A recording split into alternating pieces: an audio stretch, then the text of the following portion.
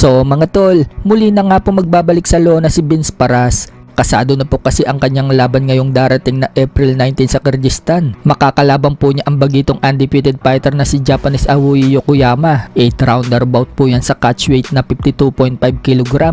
May record po itong si Yokoyama ng 4 wins and 0 loss with 1 knockouts. Dalawang Pinoy na nga po ang nadali niya. Tinalo po niya si Denmark Gibido at Jemel Magramo sa pamamagitan ng unanimous decision. Pero pagdating po sa experience mga tol, lamang po si Vince Paras. May record po kasi ang pambato natin na 24 wins, 4 losses and 1 draw. So magkasama pong lalaban si Vince Paras at Casimero sa Kyrgyzstan sa iisang boxing event. Yun nga lang, magkaibang araw. Sa 18 po kasi lalaban si Casimero, habang sa 19 naman po lalaban si Vince Paras. Bukod nga po kay Casimero at Vince Paras, may dalawa pa pong Pinoy ang lalaban sa card ni Casimero. Yan po ay sina Claire Villarosa at Dan Duckless. Parehas nga po itong walang talo mga tol. Haharapin ni Villarosa ang Hapon na si Hayati Hanada, habang haharapin naman po ni Dan Duckless itong Uzbekistan fighter na si Iqbaljon Koldarov.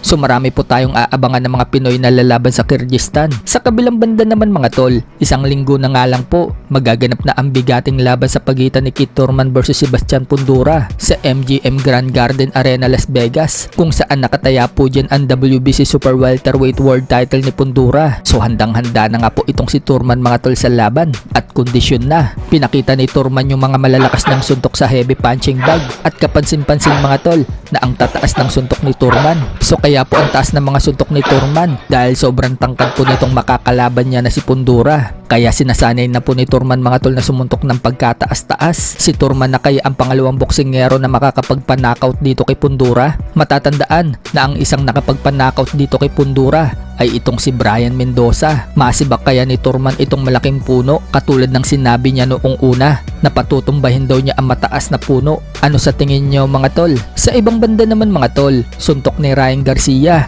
Pinagpaglang ng isang streamer. May suot-suot nga pong body armor itong streamer, pero kinaya po nito ang mga suntok ni Ryan Garcia. Mapakaliwaman o kanan yung pinangbabanat ni Ryan. Napabilib nga po si Ryan mga tol sa tibay nitong streamer. Samantala, may banat naman po si Ryan Garcia dito kay Shakur Stevenson. Sinabihan niya ito na parang papi. Para kay Ryan Garcia, hindi daw the best fighter itong si Shakur, katulad ng kiniklaim ni Shakur.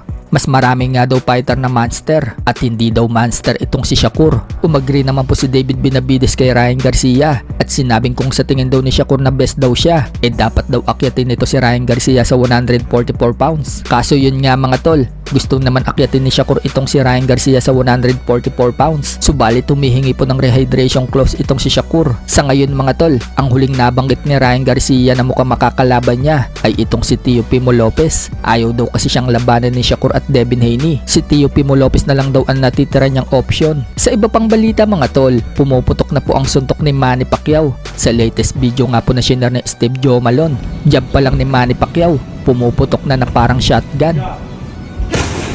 Sugo eh. Gulat yan.